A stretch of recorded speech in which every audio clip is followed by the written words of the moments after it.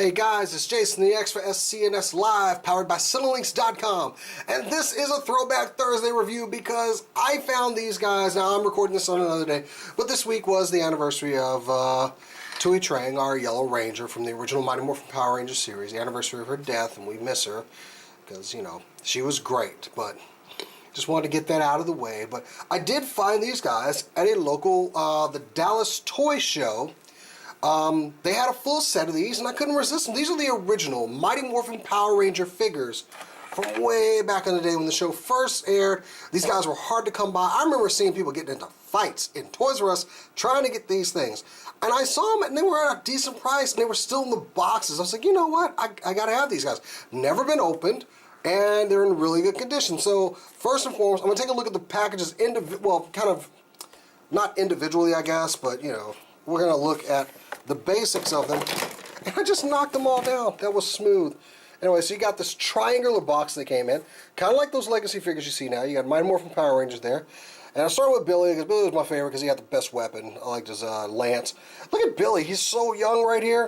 It looks like he's about to lead Weezer. So then you got the helmet, and then into the dinosaur, and Billy Morse into the Blue Ranger with the power of the Triceratops. On the back, you get the story, and it's the same with all these, so we won't have to look at all of them. Except you do get a bio card that you could cut out. You see some other things that were offered. These are in pretty good condition, too, with his height and weight and a little bio of them. Of course, we'll look at Trini's here. There she is. Look at her. She's so pretty. And, of course, on the back, you can get her bio card. So look at Jason here, Austin St. John. This package wasn't in great condition either, but you know. On the back, with his bio there. Of course, we got, you got to see a little bit of my back behind there. Walter Jones, who hasn't aged today. And there's a look at his bio here. And last but not least, A to the double J here. It looks on hers. You can see the Kimberley Pink Ranger. And there's her bio.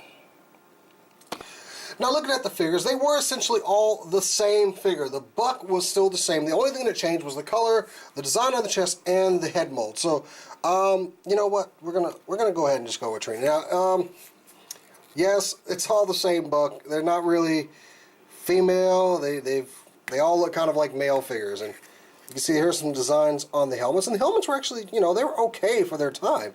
These guys were actually pretty cool on articulation. You have this nice shiny belt, which wasn't very accurate to the color scheme. The holsters are on the wrong side. I mean, they're not that great. At the time, they were awesome. And they all came with one accessory, the Power Blaster in gun mode, stored in this holster on the side there. And even like them grabbing this thing, it wasn't that great. They did have a trigger finger, which was pretty cool. I should get into that more into the articulation. And they all kind of held their guns like off to the side. I mean, you could get it straighter, but you know, you gotta have to fiddle with it a little bit. But yeah, so like I said, they're all essentially the same figure. We'll get close-ups of all the head sculpts. Here's like I said, our saber-tooth tiger. Got this nice gold design on the chest, which was not accurate, but you know what? It looked pretty cool. On the back, just more screws and everything. I mean, Bandai toys in Japan have not evolved too much past what we see here. Also, when you look at it, here comes Billy. You had his head sculpt. And of course, there's the difference there. He's got the Triceratops. Kimberley, everybody's crush. The helmets were a little elongated, I will admit, but, you know, this was back in the day. This red jewel, which really, I guess this is supposed to be a morpher, but, you know, well done. But it was well done for then. Of course, you got Zach. Very nice design on there. Got the chest design. And lastly, Jason, because I'm Jason. So, he got his helmet. And the Tyrannosaurus there. Now, articulation-wise, here's what they had. The feet would go back and forth, which was in the day. Like I said, this was pretty exciting. Knees, single joint, and they had a twist right here at the bottom of the thigh. Now, you could get this leg out more. Actually, no, they go about the same. It's a little restricted because of this over here, but that's about as far out as the leg would go, and it can go back and forth about yay far.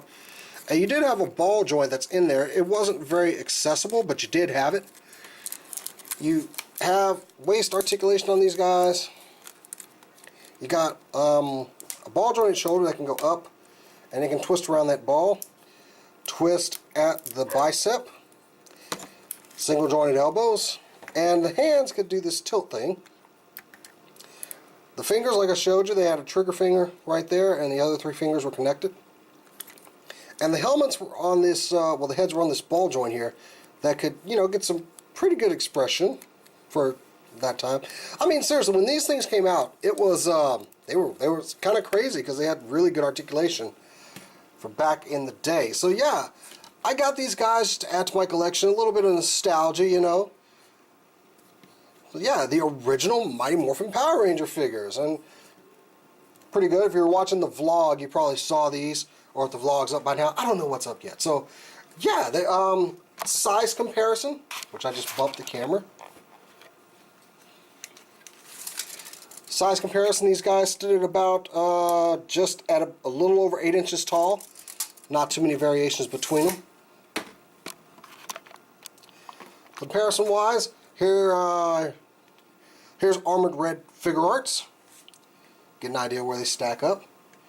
And just because, since we do have new Legacy Power Ranger figures, here it is next to the new Legacy Red. And if you watch my Legacy figure review, you see what I was complaining about the helmets. They are quite different here. It's going one way and going the other way on here. So yeah, there's a comparison to something new.